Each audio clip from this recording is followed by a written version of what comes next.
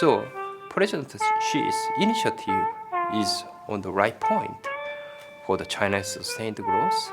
The growth path that China is embarking now will allow it to improve the quality of its growth to more sustainable levels. Yes, if we look at the historical evidence of the economic growth across economies before China's fast growth, certainly the supply side is very important for long-term growth. So, President Xi's initiative is on the right point for the China's sustained growth. The Chinese consumers themselves, they prefer to buy clothes made in Europe, for instance, than clothes made in China. But China is the largest factory of clothes in the world. So why is this?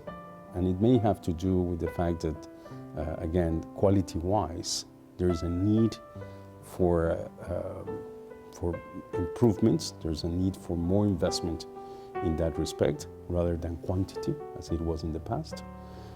That's part of, again, of climbing up the value chain in production, so that China, again, can compete with those world brands at the same level. Looking through the 13th five-year plan, I think that there's some elements there that are directed, again, in that same to that objective. And so I'm also optimistic in that sense. I think that you said it, China has a very large market, a growing market. That market is of great interest to foreign competitors.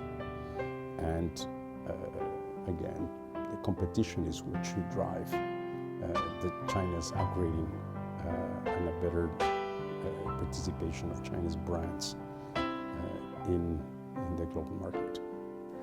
Now the thing is that Chinese growth had depended on exports, but the export markets in Western economies are slowing down, and therefore there's a rethink about whether this mix of these three drivers should be rebalanced.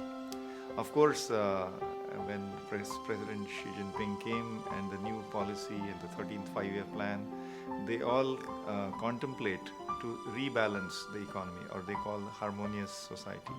So rebalancing means increasing the share of consumption, increasing the importance of domestic markets, and decreasing the importance of investment spending, and decreasing the dependence on exports alone.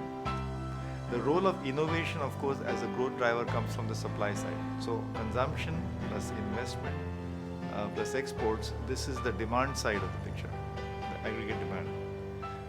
If you look at economic growth from a structural or supply side, it's a consequence of innovations, productivity, technological change, and all that. China grew rapidly during the last more than 2 decades now almost, and its growth rate has slowed down. But I think China is adjusting by its own policy decision. The growth path that China is embarking now will allow it to improve the quality of its growth to more sustainable levels.